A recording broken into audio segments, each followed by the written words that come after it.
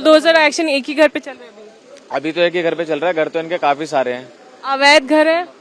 सब और फिर से आप क्या चाहते हैं, सबके घरों पे चले? सबके घरों पे चलना। अगर कानून चला रही है तो देखो, एक घर पे नहीं तो जितने ये भागे हैं ना, जितने ये परिवार यहाँ रह रहा है, ये भगे हैं जितने भी, सबके घर टूटने चाहिए। वो भगे क्यों हैं?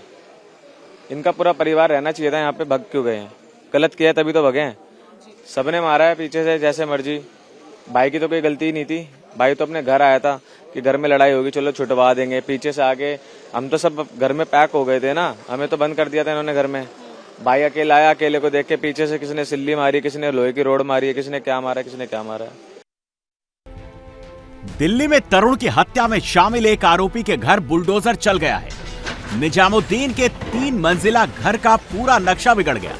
हिंदू इस एक्शन से खुश भी हैं, संतुष्ट भी हैं, लेकिन हिंदुओं का कहना है कि लड़ाई अभी खत्म नहीं हुई।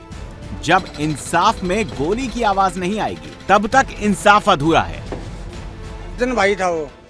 हाँ जी, रात को मैं 11 बजे ड्यूटी से आ रहा था, उस लड़के के ऊपर सिल्ली मारी गई है, राड मार गई है, बैट मारा गया, मेरे सामने मारा है और बहुत अंजाम गलत दिया है।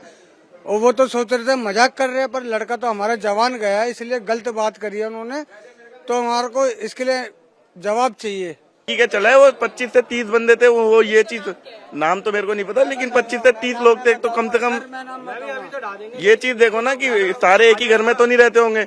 अब तुमने एक के उस पे कर दिया ना, या तो सबको पकड़ो, जो जितने लोग हैं उन सबको पकड़ो और भाई सबके ऊपर कार्रवाई करो। बेटी के सिर्फ 8 नाम बताए हैं। एनकाउंटर या एनकाउंटर नहीं करते, हमारे हवाले कर दो मैडम। कनेक्शन डोमेस्टिक है और कमर्शियल में यूज हो रहा है। अब हिंदू ऐसा क्यों कह रहा है, इसकी वजह इन तस्वीरों से समझिए। उत्तम नगर के जेजे कॉलोनी में भाईजान ने खून की होली खेली थी। मुस्लिम महिला से माफी मांगने के बावजूद हिंदुओं के घर में घुसकर हमला बोला गया, बुजुर्गों को पीटा गया। जब भाईजान का मन इतने में नहीं भरा तो रात को जब उस घर का चिराग होली खेलकर बाइक से आ रहा था, पहले से घात लगाकर बैठे 18 से 20 भाईजान की टोली ने गली में ही तरुण पर हमला कर दिया। लाठी, डंडों, बैट से पिटाई करने लगे। जब तरुण जमीन पर गिर गया तो पत्थर से भी मारा गया। अब पुलिस तरुण के हत्यारों की तलाश में जुट गई है।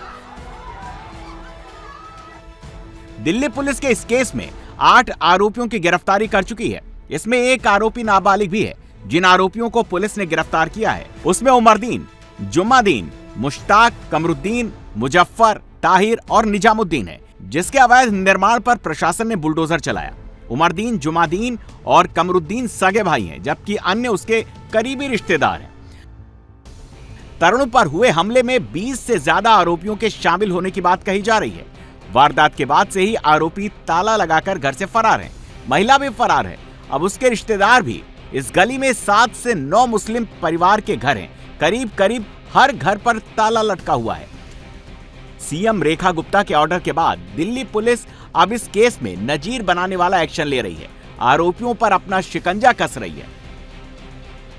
आरोपियों ने पुलिस पर एफआईआर में अब अटेम्प्ट टू मर्डर की जगह सीधे सीधे मर्डर का मुकदमा दर्ज कर लिया है। पुलिस ने आरोपियों पर बीएनएस की धारा 110 को 103 में तब्दील कर दिया है। एफआईआर में SC/ST अधिनियम की धाराएं जोड़ दी गई हैं।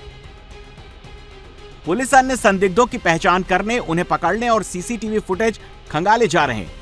दिल्ली पुलिस की टीमें अलग अलग इलाकों में छापेमारी कर रही हैं। पुलिस किसी भी आरोपी को बख्शने के मूड में नहीं है।